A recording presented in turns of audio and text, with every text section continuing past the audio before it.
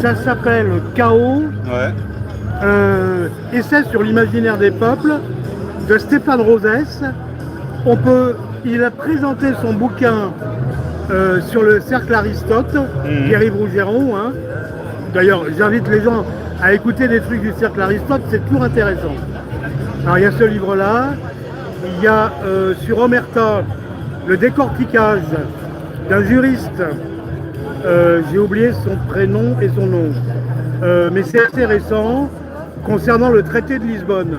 Comment le traité de Lisbonne a été fait sur un coin de table par un aréopage de 3-4 gugus, en catimini, et dont le but était évidemment de faire rentrer par la fenêtre ce qui avait été rejeté par les Français, les Hollandais et les Irlandais.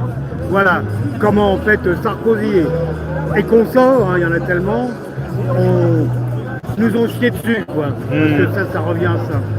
Alors attends, ça c'est le deuxième truc. Le troisième truc, c'est sur la chaîne Élucide.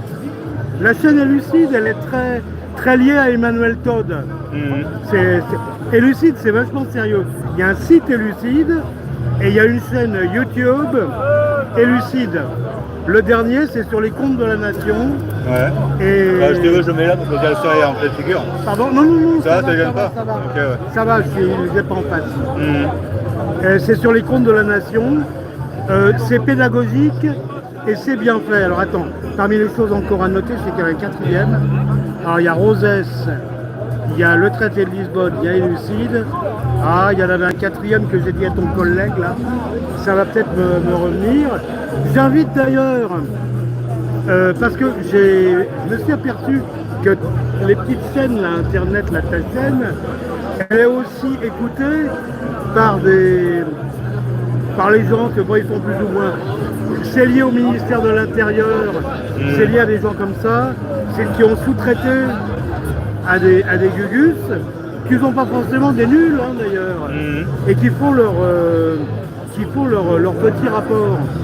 Seul que j'ai connu moi vu mon âge, c'était du temps de Gaulle, à partir de 58, où là, bon, c'est les Gaulois qui tirent comme ça. Alors après, coup d'État, pas coup d'État, non.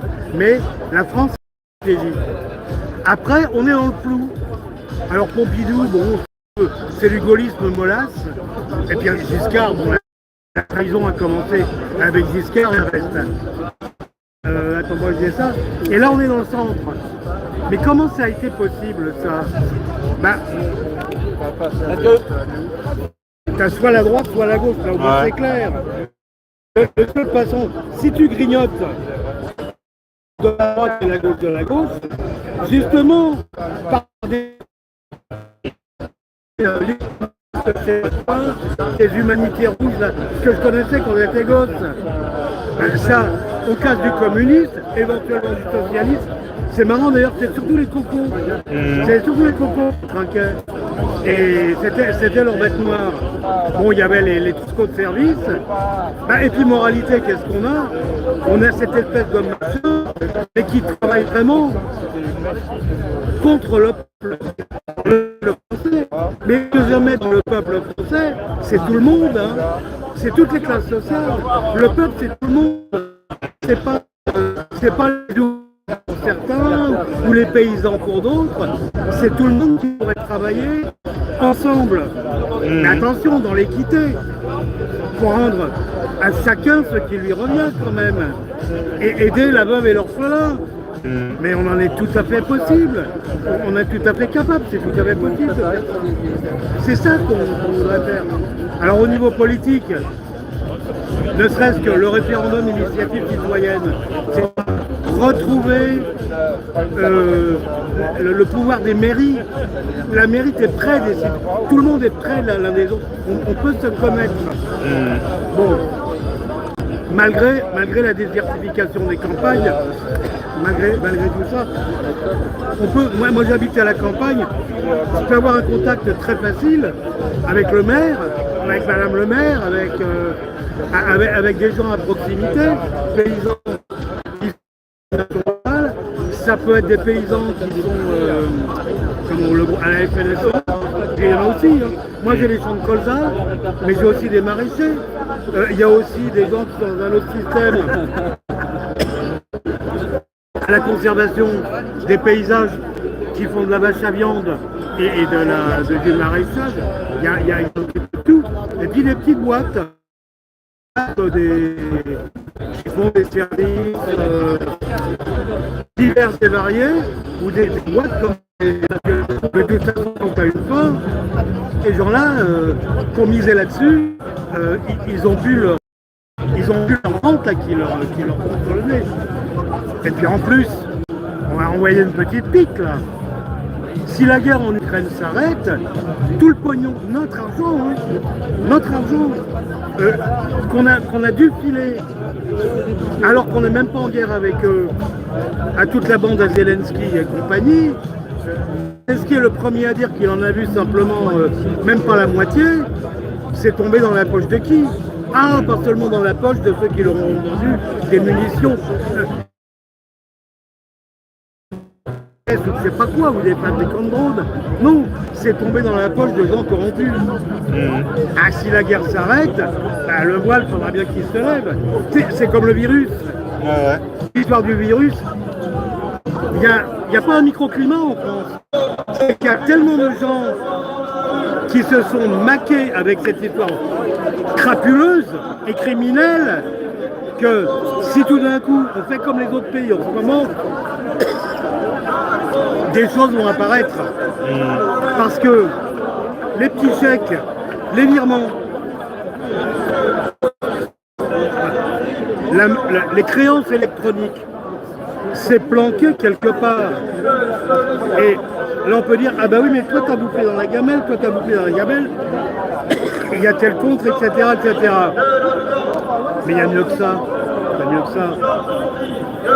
Cette histoire de virus, ceux qui en ont profité n'ont qu'une envie, c'est que ça recommence. Voir ce qui s'est passé à l'OMS dernièrement. Alors là, il y a un chantage qui s'exerce. L'argent, c'est une créance. C'est des mots. L'argent, c'est des mots. Ouais. C'est pas une chose que tu as dans ta main. Alors, tu veux corrompre quelqu'un, tu dis bon écoute Coco, j'ai te filé tant sur tel compte, bien planqué quelque part. Avant c'était les comptes en Suisse, il y en a peut-être encore. Maintenant on appelle ça des paradis fiscaux. Moi j'appelle ça des comptes à numéros. Hein. Moi je suis de la vieille école. Des trucs on ne sait pas trop ce que c'est que ce truc-là. Oui mais c'est le bonhomme qui en fait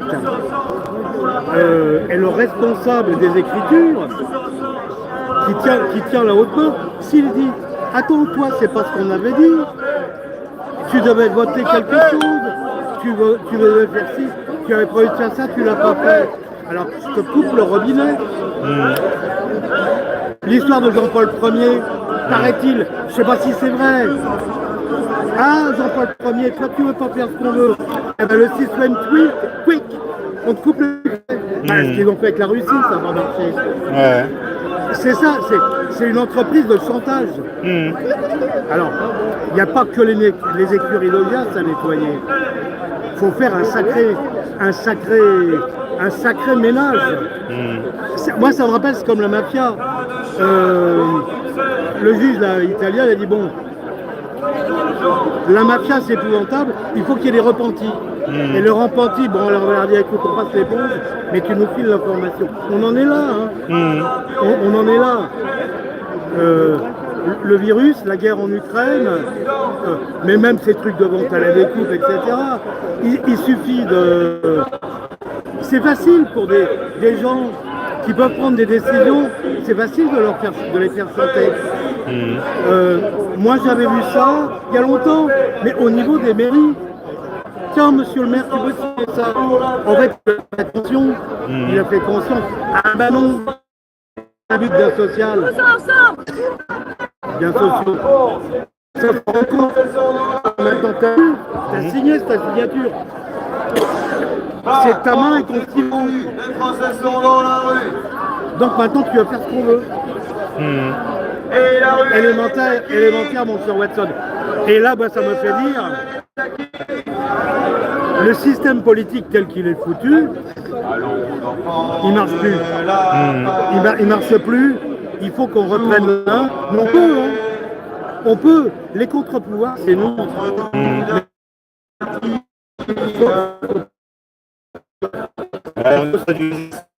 Non, non. Les gens qui sont prêts. Même de gens là qui me disputent quoi. Est-ce que je peux filmer au fait? Non, je filme alors que je dis alors. Tu peux le filmer. Bah je sais pas mais si tu veux tant mieux, si tu veux pas tant pis hein. Ouais. Ok.